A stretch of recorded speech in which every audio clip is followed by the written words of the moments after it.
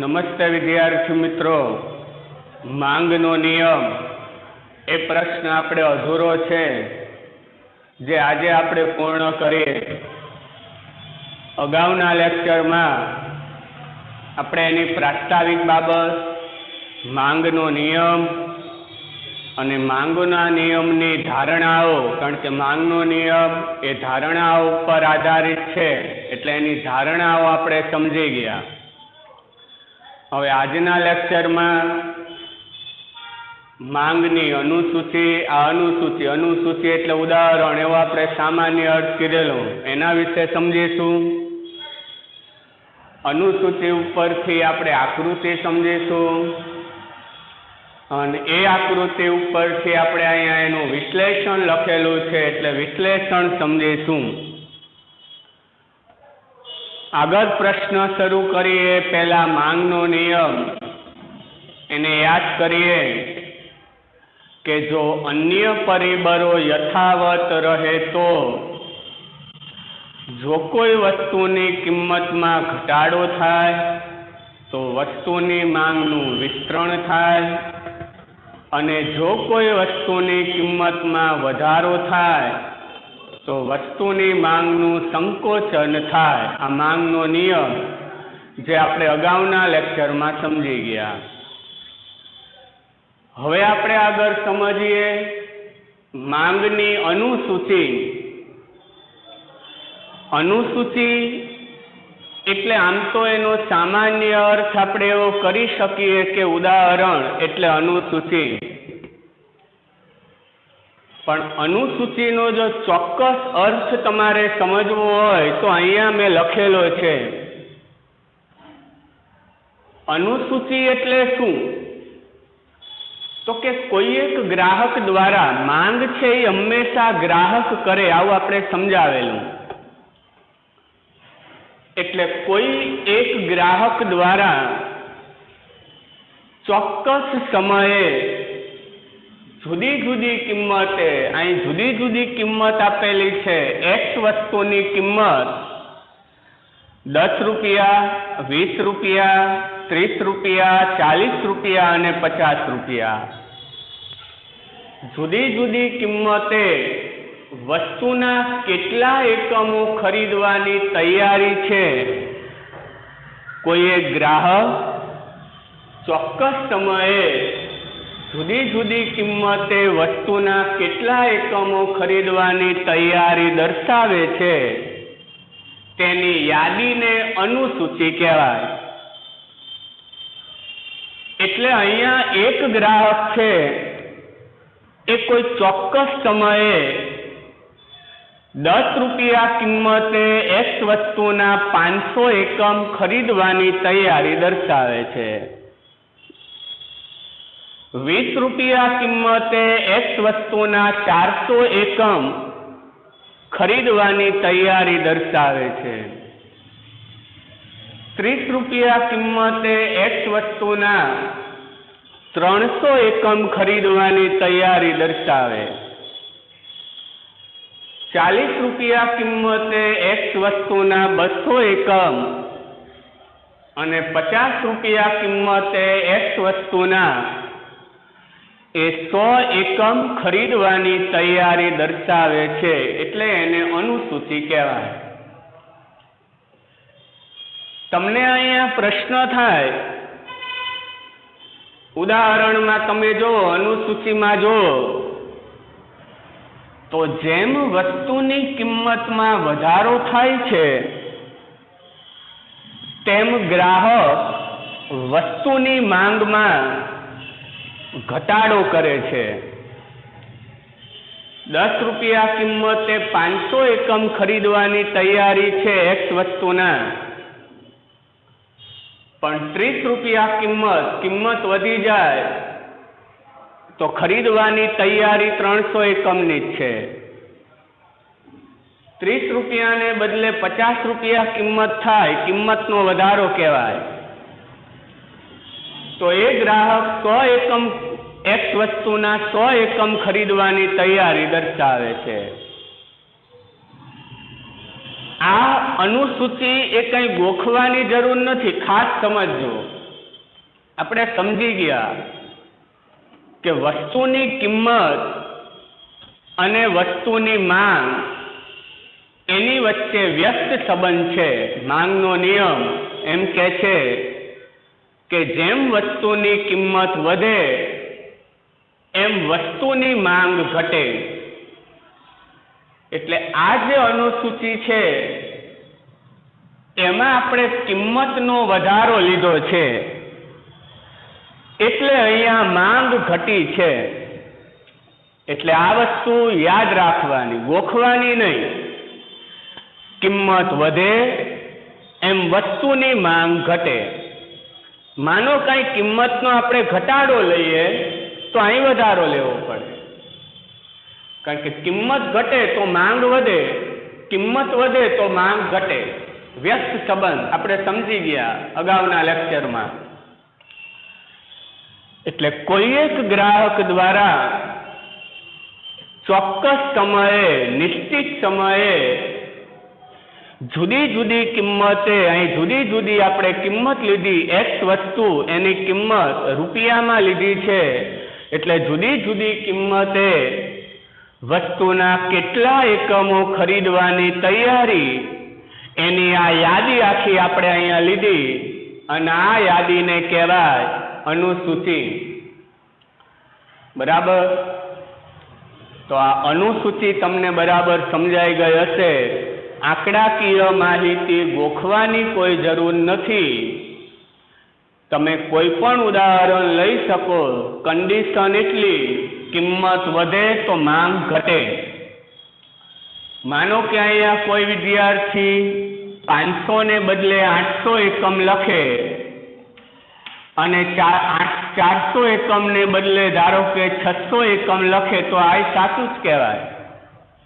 કારણ કે 10 રૂપિયા કિંમતે માંગ 800 એકમ, કિંમત વધી 20 રૂપિયા, માંગ ઘટી ગઈ, એટલે આ સાચું જ કહેવાય. જરૂરી નથી 500 જ લખવા. દાખલા તરીકે કોઈ વિદ્યાર્થી 1000 એકમથી શરૂ કરે તોય ચાલે. કોઈ વિદ્યાર્થી અહીંયા 10 એકમ લખે, 9 એકમ લખે, 8 એકમ લખે તોય ચાલે. કારણ કે જેમ કિંમત વધે એમ માંગ ઘટવી જોઈએ. આ વસ્તુ તમારે યાદ રાખવાની. હા, કોઈ વિદ્યાર્થી આમ લખે કે 10 રૂપિયા કિંમતે 800 એકમ, 20 રૂપિયા કિંમતે 900 એકમ, તો આ ખોટું. કારણ કે કિંમત વધી, કિંમત વધે તો વસ્તુની માંગ ઘટવી જોઈએ. વ્યસ્ત સંબંધ છે. હવે અહીં 900 એકમ લખ્યા તો કિંમતે વધી, માંગે વધી, તો એ અનુસૂચિ ખોટી કહેવાય. આ વસ્તુ યાદ રાખવાની. એટલે અનુસૂચિ ગોખવાની નહીં, આટલી વસ્તુ યાદ રાખવાની કે વસ્તુની કિંમત વધે તો વસ્તુની માંગ ઘટે, અથવા વસ્તુની કિંમત ઘટે તો વસ્તુની માંગ વધે. દાખલા તરીકે હું અહીંયા 10 પછી 9 રૂપિયા લખું, બરાબર?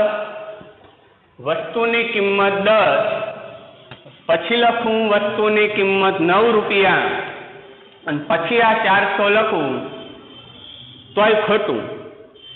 કારણ કે 10 માંથી 9 કિંમત ઘટે તો માંગ વધવી જોઈએ. કિંમત ઘટે તો માંગ વધે. હવે 10 રૂપિયા કિંમતે 500 એકમ માંગ હોય અને 9 રૂપિયા કિંમતે હું 400 એકમ લખું, તો આ અનુસૂચિ ખોટી કહેવાય.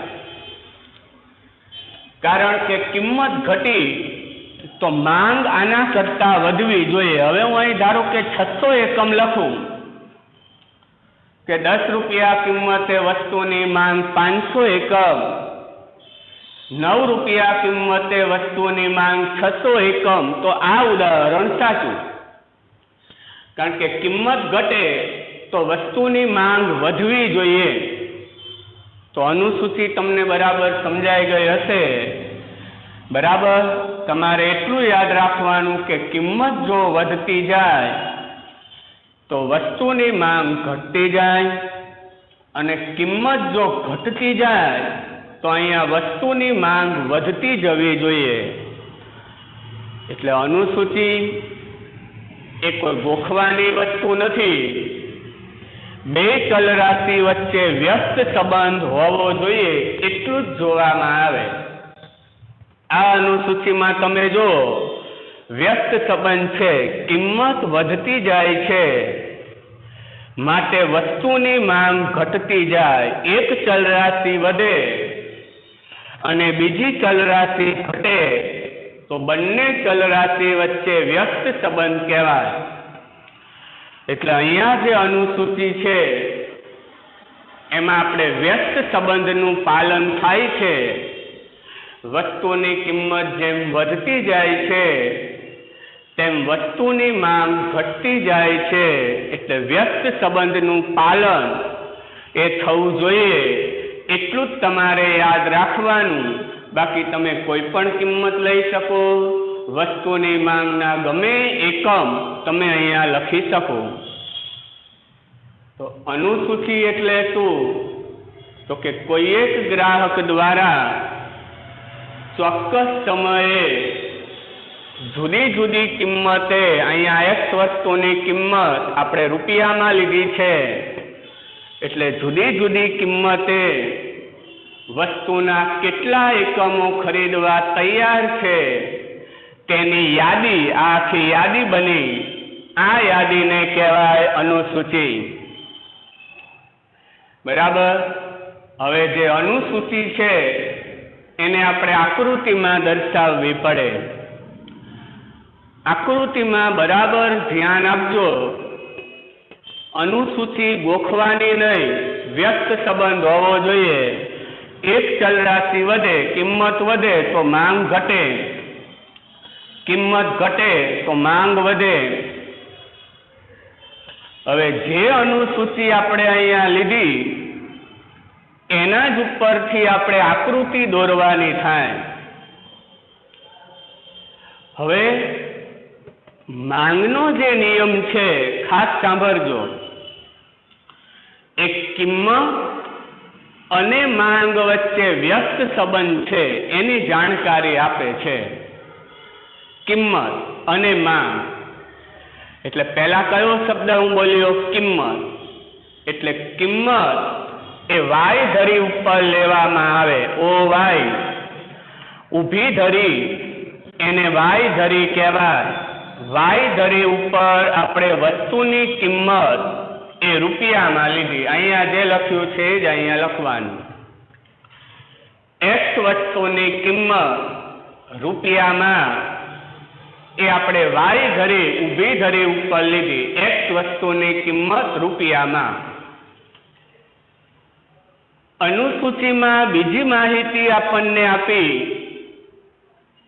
એક્સ વસ્તુની માંગ એકમમાં આડી ધરી એને એક્સ ધરી કહેવાય. જો આપણે અહીં લખેલું છે ઓ એક્સ. એટલે એક્સ વસ્તુની માંગ એકમમાં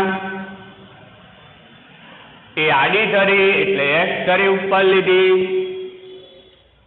અને એક્સ વસ્તુની કિંમત રૂપિયામાં એ ઊભી ધરી એટલે વાય ધરી ઉપર આપણે લખ્યું એક્સ વસ્તુની કિંમત રૂપિયામાં.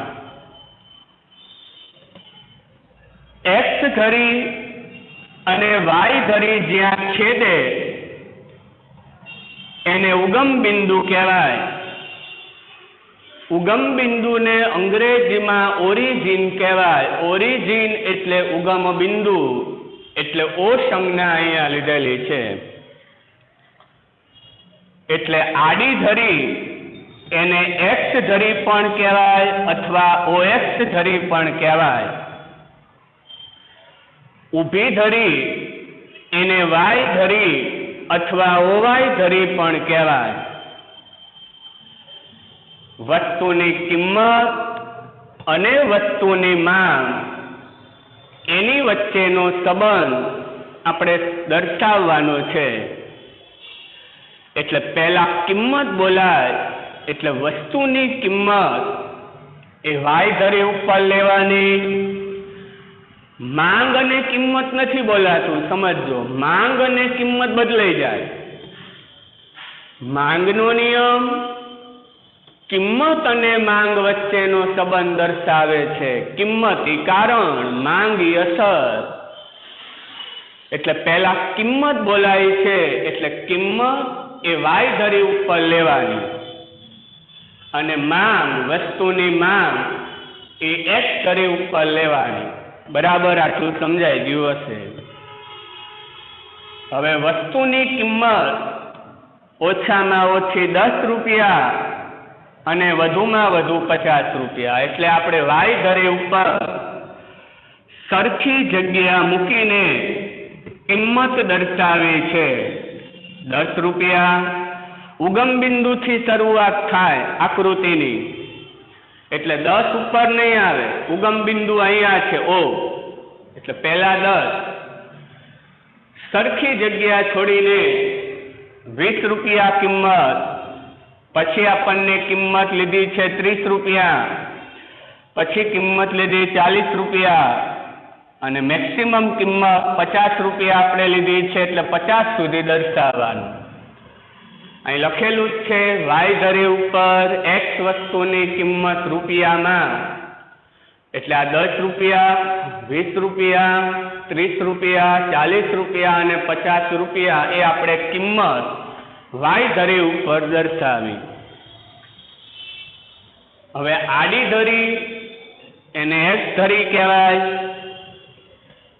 એમાં એક્સ વસ્તુની માંગ, અહીં સ્મોલ એક્સ છે, ખાસ ધ્યાન આપજો. વસ્તુનું નામ એક્સ છે, એટલે અહીં સ્મોલ એક્સ કરવાનું. એક્સ વસ્તુની માંગ, વસ્તુનું નામ એક્સ. આપણે મોબાઈલ ફોન, ટેલિવિઝન એવું કંઈ નથી લીધું, માત્ર એક્સ લીધું છે. એટલે એક્સ વસ્તુની માંગ એકમમાં. હવે માંગ જે છે એમાં ઓછામાં ઓછા કેટલા એકમ છે? 100 વધતા જાય અને વધુમાં વધુ કેટલા એકમ છે? 500. તો ઉગમ બિંદુથી આકૃતિની શરૂઆત થાય એટલે પહેલા આપણે 100 દર્શાવવાના. સરખી જગ્યા મૂકીને બીજા 100 ઉમેરો એટલે 200. પાછી સરખી જગ્યા મૂકીને 100 ઉમેરો એટલે 300. સરખી જગ્યા મૂકીને પાછા 100 ઉમેરી એટલે 400 અને પાછી સરખી જગ્યા મૂકીને 100 ઉમેરી એટલે 500 એકમ. ઓછામાં ઓછા 100 એકમ, વધુમાં વધુ 500, એની વચ્ચેના એકમો બધા આવી ગયા. તો અનુસૂચિ ઉપરથી આપણે આકૃતિમાં માહિતી દર્શાવવાની આવે. કિંમત 10 રૂપિયાથી શરૂ કરી 50 રૂપિયા સુધી આપણે વાય ધરી ઉપર લીધી અને વસ્તુની માંગ એ આપણે આડી ધરી એક્સ ધરી ઉપર લીધી. એક્સ વસ્તુની માંગ એકમમાં. હવે તમને આટલું સમજાઈ ગયું હશે. હવે ખાસ ધ્યાન આપજો, એક્સ વસ્તુની કિંમત 10 રૂપિયા હોય ત્યારે વસ્તુની માંગ 500 એકમ છે. આકૃતિમાં ખાસ ધ્યાન આપજો. હું કિંમત બોલું એટલે તમારે વાય ધરી જોવાની, કિંમત બોલું ત્યારે. અને માંગ બોલું એટલે તમારે એક્સ ધરી જોવાની, આડી ધરી જોવાની. હજુ એકવાર બોલું છું. કિંમત બોલું એટલે તમારે વાય ધરી જોવાની અને માંગ બોલું એટલે આડી ધરી એક્સ ધરી તમારે જોવાની થાય. 10 રૂપિયા કિંમત એટલે આ 10 રૂપિયા કિંમત, વાય ધરી ઊભી ધરી. અહીં કિંમત ખાસ ધ્યાન આપજો, આ કિંમત અને અહીંયા માંગ. ઊભી ધરી એમાં કિંમત 10 રૂપિયા કિંમત, માંગ 500 એકમ. 10 રૂપિયા કિંમત, માંગ 500 એકમ. જો માંગ છે એ અહીંયા છે 500 એકમ, કિંમત અહીંયા છે. કિંમત અને માંગ બંને અહીંયા ભેગા થાય એ બિંદુએ. ખાસ ધ્યાન આપજો, એ બિંદુએ તમે ડાબી બાજુ આવો એટલે 10 રૂપિયા કિંમત આવે। એ બિંદુએ તમે નીચેની તરફ જાઓ એટલે 500 એકમ માંગ આવે। એટલે 10 રૂપિયા કિંમતે 500 એકમ માંગ એ બિંદુએ દર્શાવવામાં આવી છે। ફરી એક વખત, એ બિંદુએ તમે ડાબી બાજુ આવો એટલે 10 રૂપિયા જે કિંમત દર્શાવે છે, અને એ બિંદુએ તમે નીચેની તરફ આવો એટલે 500 એકમ જે વસ્તુની માંગ દર્શાવે। એટલે 10 અને 500 ત્યાં એ બિંદુ આવે, ત્યાં પોઈન્ટ મૂકવાનો, માત્ર પોઈન્ટ। હવે આગળ, જેમ વસ્તુની કિંમત વધે એમ વસ્તુની માંગ ઘટે। કિંમત વધી 20 રૂપિયા એટલે વસ્તુની માંગ ઘટી ગઈ 400 એકમ 500 એકમમાંથી 20 રૂપિયા કિંમત બોલવું એટલે વાય જરી, અને માંગ 400 એકમ। આ 400 એકમ 20 રૂપિયા કિંમત, કયું બિંદુ આવશે? ડી બિંદુ। ડી બિંદુએ તમે ડાબી બાજુ આવો એટલે 20 રૂપિયા આવે જે વસ્તુની કિંમત બતાવે, અને ડી બિંદુએ તમે નીચેની તરફ આવો એટલે વસ્તુની માંગ બતાવે 400 એકમ જે અનુસૂચિમાં છે। આપણે અનુસૂચિમાં છે એ જ દર્શાવીએ છીએ, ભૂલતા નહીં। 20 રૂપિયા કિંમત 400 એકમ માંગ, એટલે ડી બિંદુએ તમે જો ડાબી બાજુ આવો એટલે કિંમત 20 રૂપિયા, નીચેની તરફ આવો એટલે વસ્તુની માંગ 400 એકમ। 20 માંથી 30 રૂપિયા કિંમત થઈ એટલે કિંમત ફરી પાછી વધી ગઈ। કિંમત વધે તો વસ્તુની માંગમાં શું થાય? ઘટાડો। સી બિંદુએ આવો। હવે સી બિંદુએ ડાબી બાજુ આપણે આવીશું તો 30 રૂપિયા જે વસ્તુની કિંમત બતાવે। સી બિંદુએ નીચેની તરફ આપણે જઈશું એટલે વસ્તુની માંગ 300 એકમ બતાવશે। એવી જ રીતે 40 રૂપિયા કિંમતે વસ્તુની માંગ 200 એકમ જે બી બિંદુ દ્વારા વ્યક્ત થાય। બી બિંદુએ 40 રૂપિયા કિંમત, ડાબી બાજુ કિંમત, નીચેની તરફ માંગ 200 એકમ માંગ। કિંમત વધીને 50 રૂપિયા થાય તો વસ્તુની માંગ ઘટીને 100 એકમ થાય। એ બિંદુ 50 રૂપિયા કિંમત, ડાબી બાજુ કિંમત, નીચેની બાજુ 100 એકમ વસ્તુની માંગ થઈ।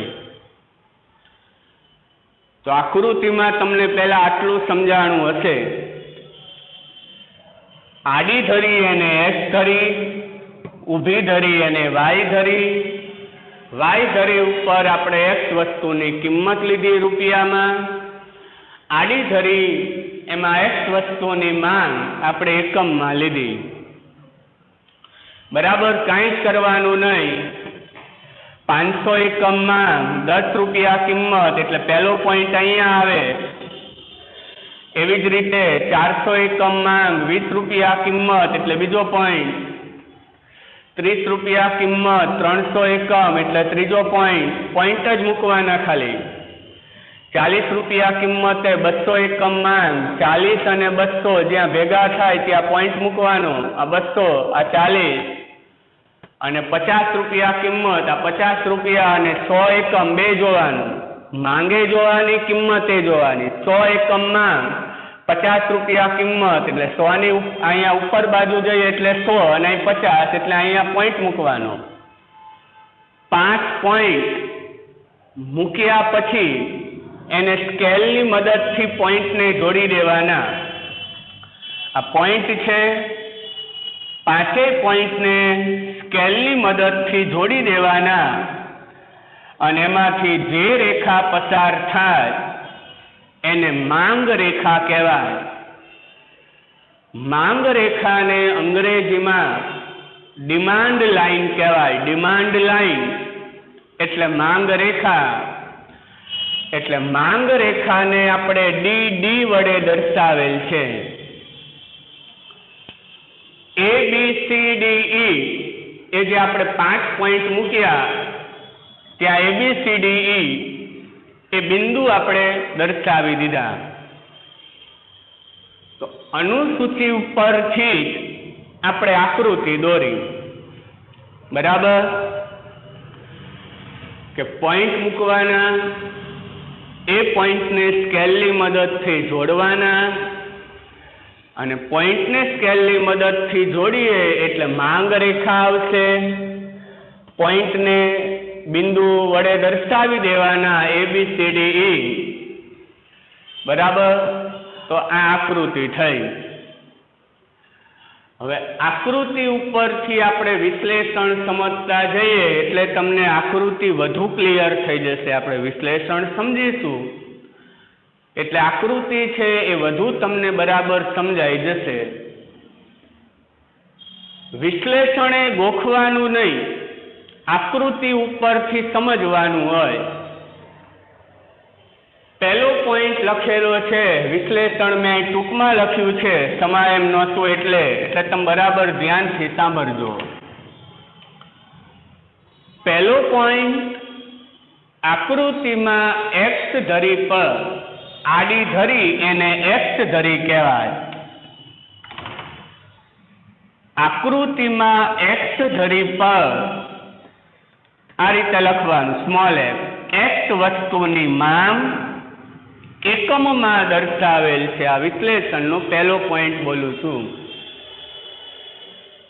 આકૃતિમાં એક્સ ધરી પર એક્સ વસ્તુની માંગ એકમમાં દર્શાવેલ છે, જ્યારે વાય ધરી પર એક્સ વસ્તુની કિંમત રૂપિયામાં દર્શાવેલ છે. આ વિશ્લેષણનો પહેલો પોઈન્ટ. ડી રેખા એ માંગ રેખા છે. આપણે આ 5 પોઈન્ટ મૂક્યા, પછી એને નામ આપ્યા ABCDE. એમાંથી જે રેખા બની એને માંગ રેખા કહેવાય. માંગ રેખાને અંગ્રેજીમાં ડિમાન્ડ લાઈન કહેવાય. એટલે મેં ડી નામ આપેલું છે. એટલે માંગ રેખા ઉપર 5 બિંદુ છે, ABCDE. આ 5 બિંદુમાંથી જે રેખા પસાર થઈ એને મેં ડી નામ આપ્યું, ડિમાન્ડ લાઈન. એટલે માંગ રેખા એ ડી રેખા છે. ડી રેખા એને માંગ રેખા કહેવાય. આ બીજો પોઈન્ટ. એટલે વિશ્લેષણના બીજા પોઈન્ટમાં આપણે એવું લખ્યું કે ડી રેખા એ માંગ રેખા છે. હવે ત્રીજો પોઈન્ટ, માંગ રેખા પર જુદી જુદી કિંમતે એક્સ વસ્તુની માંગ દર્શાવવામાં આવી છે.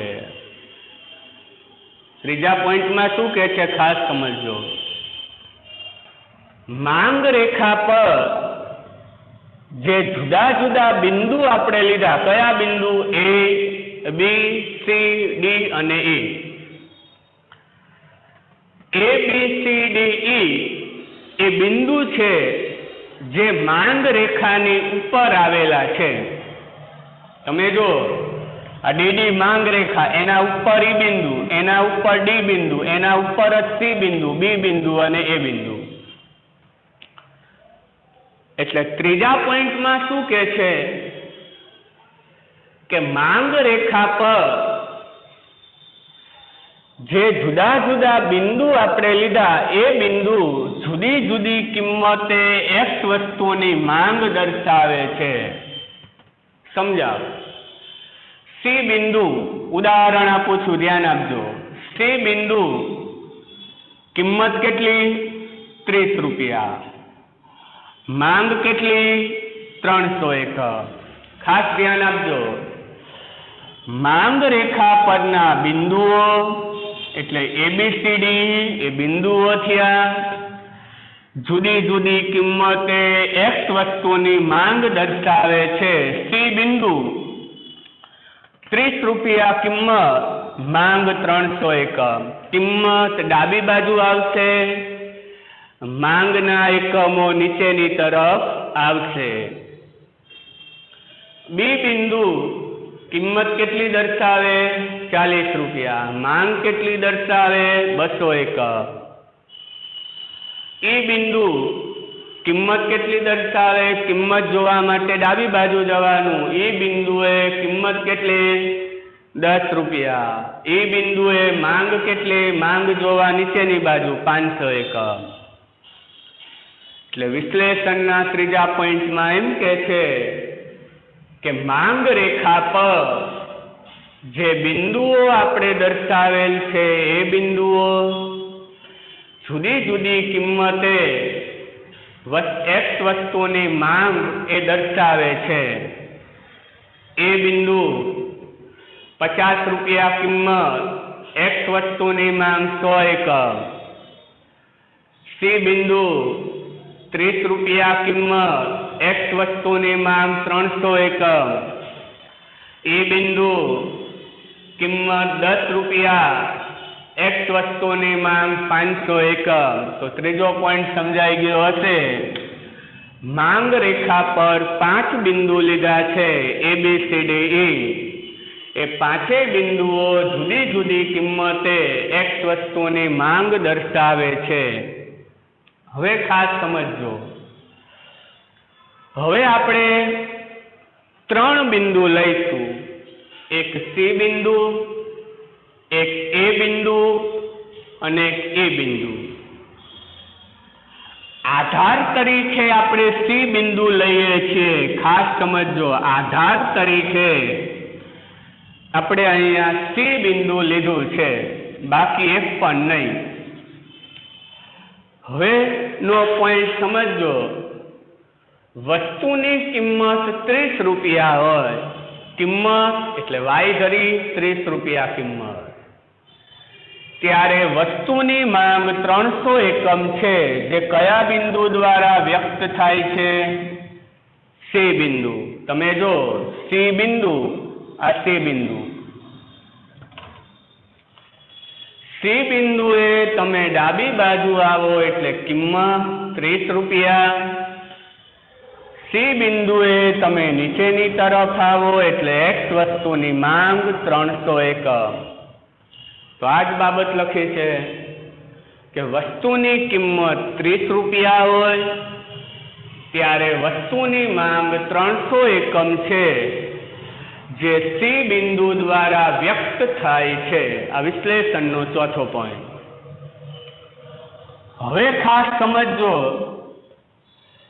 એક કિંમત આપણે ઘટાડો લઈશું 10 રૂપિયા લઈશું, અને એક કિંમત આપણે વધારો લઈશું 50 રૂપિયા. આધાર તરીકે 30 રૂપિયા લીધા આપણે. 30 માંથી 20 થાય તો ઘટાડો કહેવાય કિંમત. 30 માંથી 10 થાય તો વસ્તુની કિંમતમાં ઘટાડો કહેવાય. પણ 30 માંથી 40 કે 50 રૂપિયા થાય તો વસ્તુની કિંમતનો વધારો કહેવાય. એટલે એક આપણે ઘટાડો લઈશું, એક આપણે વધારો લઈશું. હવે ધ્યાન આપજો, વસ્તુની કિંમત 30 રૂપિયા હતી, એની બદલે વસ્તુની કિંમત ઘટીને 10 રૂપિયા થઈ ગઈ.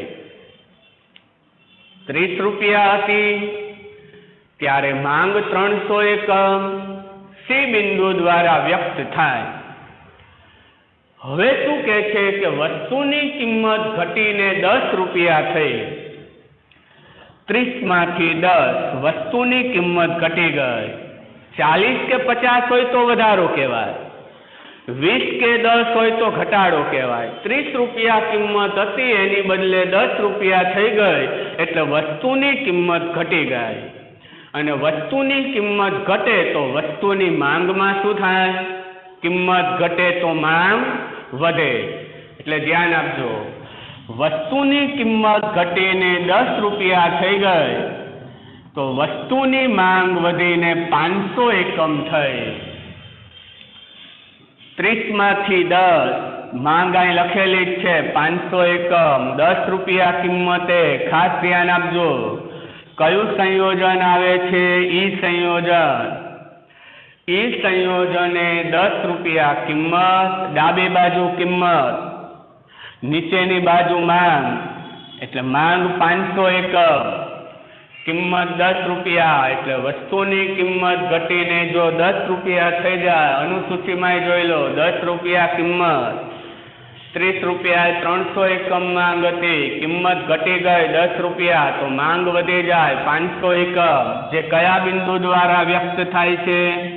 એ બિંદુ દ્વારા, જેને કહેવાય માંગનું વિસ્તરણ. તમને મેં કીધેલું વિસ્તરણ એટલે સમજવા માટે વધારો એવું આપણે સમજી શકીએ, લખી શકાય નહીં. વિસ્તરણ એટલે શું મેં તમને કીધેલું કે માંગ રેખા પરનું બિંદુ પોતાના સ્થાનથી, આ જમણો હાથ છે મારો, જમણી બાજુ ખસે, નીચેની તરફ ખસે, એને વિસ્તરણ કહેવાય. સી બિંદુ ખસીને ઈ બિંદુ તરફ આવ્યું, કારણ કે 500 એકમ ઈ બિંદુ છે, એટલે સી બિંદુ પોતાના સ્થાનથી જમણી બાજુ ખસે તો એને માંગનું વિસ્તરણ કહેવાય. વિસ્તરણ માટે જો આપણે આવી નિશાની કરી છે, આ વિસ્તરણ. એટલે સી માંથી ડી બિંદુ થાય, ડી માંથી ઈ બિંદુ થાય તો એને માંગનું વિસ્તરણ કહેવાય. વિસ્તરણ એટલે સમજવા માટે વધારો. તમે જો 300 એકમની માંગ હતી એની બદલે 500 એકમ થઈ ગઈ, એટલે વસ્તુની માંગ વધી. પણ ખરેખર વિસ્તરણ એટલે કે માંગ રેખા પરનું બિંદુ પોતાના સ્થાનથી જમણી બાજુ ખસે, નીચેની બાજુ ખસે તો એને માંગનું વિસ્તરણ કહેવાય. એટલે ખાસ સમજો, 30 રૂપિયા કિંમત હતી ત્યારે વસ્તુની માંગ 300 એકમ સી બિંદુ દ્વારા વ્યક્ત થયું છે. હવે વસ્તુની કિંમત ઘટી ગઈ 10 રૂપિયા, તો વસ્તુની માંગ વધી ગઈ 500 એકમ, એટલે 10 અને 500 ઈ બિંદુ દ્વારા વ્યક્ત થાય. એટલે માંગ રેખા પરનું સી બિંદુ પોતાના સ્થાનથી જમણી બાજુ ખસ્યું, નીચેની તરફ ખસ્યું, એટલે એને માંગનું વિસ્તરણ કહેવાય. સમજાઈ ગયું હશે? તો વસ્તુની કિંમત ઘટે તો વસ્તુની માંગ વધે, એને માંગનું વિસ્તરણ કહેવાય. પણ વિસ્તરણ એટલે માંગ રેખા પરનું બિંદુ પોતાના સ્થાનથી જ્યારે જમણી બાજુ ખસે, નીચેની તરફ ખસે, એટલે એને માંગનું વિસ્તરણ કહેવાય. હવે આપણે એક ઘટાડો લીધો, હવે એક વધારો લઈ લઈએ. વસ્તુની કિંમત વધીને 50 રૂપિયા થાય. 30 માંથી 10 લીધા, હવે 30 માંથી 50. ખાસ સમજો, વસ્તુની કિંમત વધીને જો 50 રૂપિયા થઈ જાય તો વસ્તુની માંગ ઘટીને 100 એકમ થાય. ઉદાહરણમાં જો 30 રૂપિયા કિંમત હતી, હવે 50 રૂપિયા કિંમત થઈ ગઈ, 30 રૂપિયા આધાર તરીકે લીધા છે.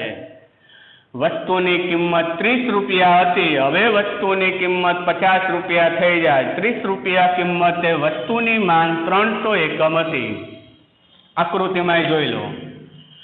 હવે વસ્તુની કિંમત વધીને 50 રૂપિયા થઈ ગઈ તો વસ્તુની માંગ ઘટી ગઈ. કેટલા એકમ થઈ ગઈ? 100 એકમ. જે કયા બિંદુ દ્વારા વ્યક્ત થાય છે?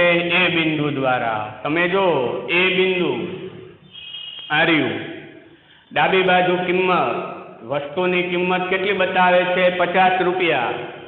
નીચેની તરફ આવો એટલે વસ્તુની માંગ 100 એકમ. બરાબર?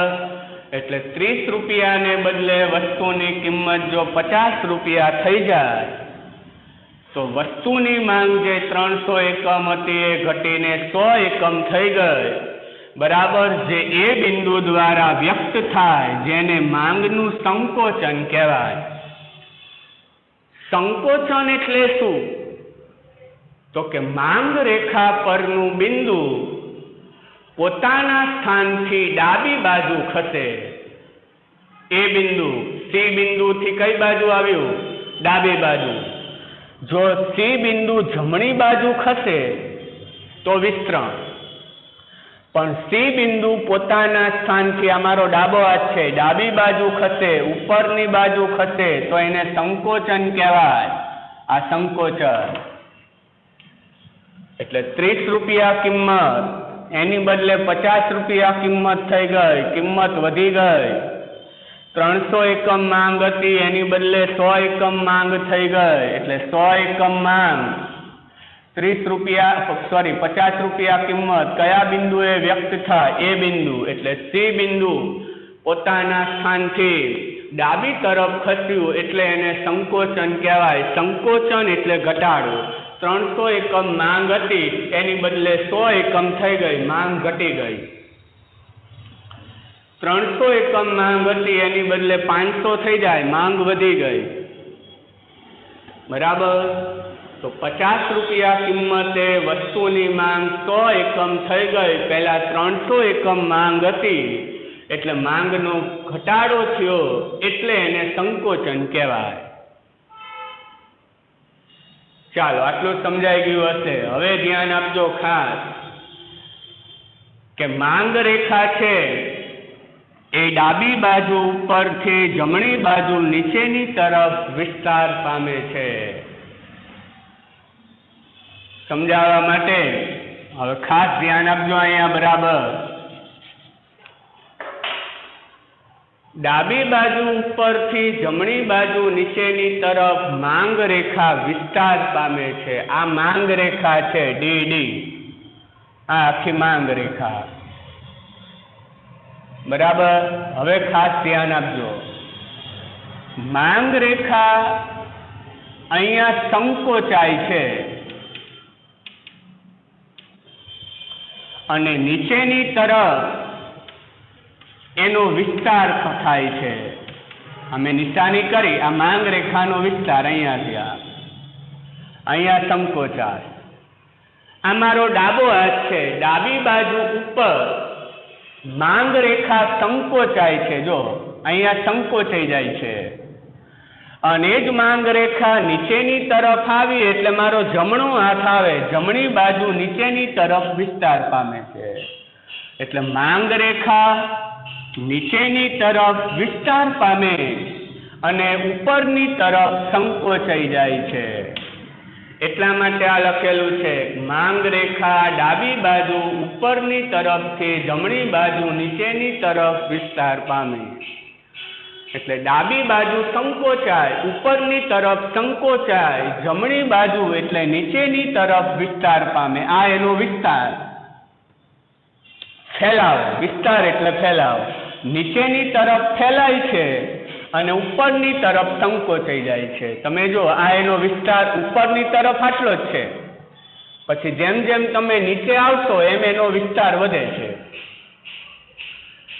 એટલે ડાબી બાજુ ઉપરની તરફ માંગ રેખા સંકોચાય, જમણી બાજુ નીચેની તરફ માંગ રેખા એનો ફેલાવો થાય એટલે વિસ્તાર પામે. એટલા માટે એમ કહેવાય કે માંગ રેખાનો ઢાળ એ ઋણ છે. ખાસ ધ્યાન આપજો. ઋણ ઢાળ કોને કહેવાય? તો કે ડાબી બાજુ ઉપરની તરફ સંકોચાય, જમણી બાજુ નીચેની તરફ વિસ્તાર પામે તો એનો ઢાળ ઋણ કહેવાય. એટલે માંગ રેખા ડાબી બાજુ ઉપરની તરફ સંકોચાય છે, જમણી બાજુ નીચેની તરફ વિસ્તાર પામે છે. એટલા માટે એમ કહેવાય કે માંગ રેખાનો ઢાળ ઋણ છે. અને માંગ રેખાનો ઢાળ ઋણ છે એટલે માંગ રેખા એવું દર્શાવે છે કે વસ્તુની કિંમત અને વસ્તુની માંગ વચ્ચે કેવો સંબંધ છે? વ્યસ્ત સંબંધ. એટલે કે વસ્તુની કિંમત જો વધતી જાય તો વસ્તુની માંગમાં ઘટાડો થાય અને વસ્તુની કિંમત જો ઘટે તો વસ્તુની માંગ વધે અને વસ્તુની કિંમત વધે તો વસ્તુની માંગ ઘટે. એટલા માટે માંગ રેખાનો ઢાળ ઋણ છે એટલે માંગ રેખા એવું દર્શાવે છે કે વસ્તુની કિંમત અને વસ્તુની માંગ વચ્ચે વ્યસ્ત સંબંધ છે. એટલે વસ્તુની કિંમત જો વધી જશે તો વસ્તુની માંગ ઘટી જશે, અને વસ્તુની કિંમત જો ઘટી જશે તો વસ્તુની માંગ વધી જશે. તો અહીંયા આપણો આ પ્રશ્ન એ પૂર્ણ થયો. આજના લેક્ચરમાં આપણે અનુસૂચિ વિશે સમજ્યા. અનુસૂચિ તમારે ગોખવાની નહીં, યાદ રાખવાનું કે વસ્તુની કિંમત વધે તો વસ્તુની માંગ ઘટે, વસ્તુની કિંમતનો તમે ઘટાડો લો તો વસ્તુની માંગનો વધારો લેવાનો. અનુસૂચિમાં જે બાબત આપણે લીધી એ જ આપણે આકૃતિમાં દર્શાવી. પણ આકૃતિ દોરો ત્યારે યાદ રાખવાનું, આડી ધરી એને એક્સ ધરી કહેવાય, ઊભી ધરી એને વાય ધરી કહેવાય. વાય ધરીમાં વસ્તુની કિંમત દર્શાવવાની, આડી ધરીમાં વસ્તુની માંગ દર્શાવવાની. બરાબર. અને વિશ્લેષણ કે આકૃતિમાં એક્સ ધરી ઉપર વસ્તુની માંગ આપણે એકમમાં લીધી, વાય ધરી ઉપર એક્સ વસ્તુની કિંમત આપણે રૂપિયામાં લીધી. ડીડી રેખા જે માંગ રેખા છે, માંગ રેખા પર જે જુદા જુદા બિંદુ લીધા ABCDE, એ જુદી જુદી કિંમતે એક્સ વસ્તુની માંગ દર્શાવે છે. સી બિંદુએ 30 રૂપિયા કિંમત, માંગ 300 એકમ. એ બિંદુએ 10 રૂપિયા કિંમત, માંગ 500 એકમ.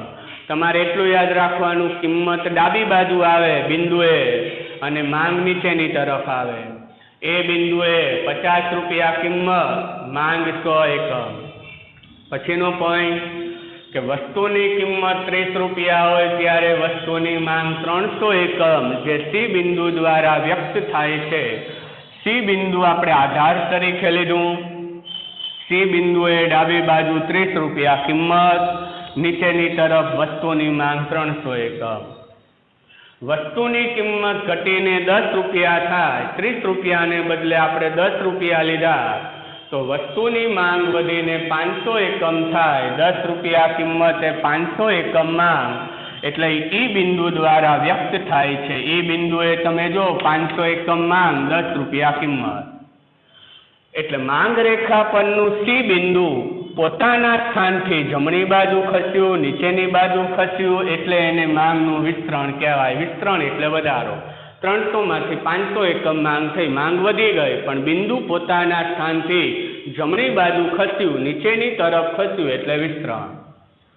વસ્તુની કિંમતનો વધારો લઈએ, 30 રૂપિયાને બદલે કિંમત 50 રૂપિયા થઈ જાય. 30 રૂપિયાને બદલે 50 તો વસ્તુની માંગ 100 એકમ. એટલે જે એ બિંદુ દ્વારા વ્યક્ત થાય છે, એટલે સી બિંદુ પોતાના સ્થાનથી ડાબી તરફ ખસ્યું, ઉપરની તરફ ખસ્યું, જેને માંગનું સંકોચન કહેવાય. બરાબર. માંગ રેખા ડાબી બાજુ ઉપરની તરફ સંકોચાય છે. આ માંગ રેખા છે. બરાબર. આ ઉપરની તરફ એ સંકોચાઈ જાય છે અને નીચેની તરફ એનો ફેલાવો થાય છે એટલે વિસ્તાર પામે છે. એટલા માટે આપણે એવું લખ્યું કે માંગ રેખા ડાબી બાજુ ઉપરની તરફ સંકોચાય, જમણી બાજુ નીચેની તરફ વિસ્તાર પામે એટલે માંગ રેખાનો ઢાર ઋણ ઢાર કહેવાય. ઉપરની તરફ સંકોચાય, નીચેની તરફ વિસ્તાર પામે એટલે એનો ઢાર ઋણ હોય, અને માંગ રેખાનો ઢાર ઋણ છે એટલે એવું દર્શાવે છે કે વસ્તુની કિંમત અને વસ્તુની માંગ વચ્ચે વ્યસ્ત સંબંધ છે. વ્યસ્ત સંબંધ એટલે કિંમત વધે તો વસ્તુની માંગ ઘટે, અને કિંમત ઘટે તો વસ્તુની માંગ વધે. તો અહીંયા આપણો આ પ્રશ્ન એ પૂર્ણ થયો. માંગનો નિયમ એ વસ્તુની કિંમત અને વસ્તુની માંગ વચ્ચે વ્યસ્ત સંબંધ છે, એની સમજૂતી આપી. શરૂઆતમાં આપણે પ્રસ્તાવના લીધી, ત્યારબાદ માંગનો નિયમ, પછી માંગના નિયમની ધારણા, ત્રીજો પોઈન્ટ. પછી ચોથો પોઈન્ટ માંગની અનુસૂચિ એટલે ઉદાહરણ. અનુસૂચિ ઉપરથી આપણે આકૃતિ સમજ્યા અને આકૃતિ ઉપરથી આપણે વિશ્લેષણ લીધું. અહીંયા આપણો આ પ્રશ્ન એ પૂર્ણ થયો. નવો પ્રશ્ન એ આપણે પછીના લેક્ચરમાં સમજીશું.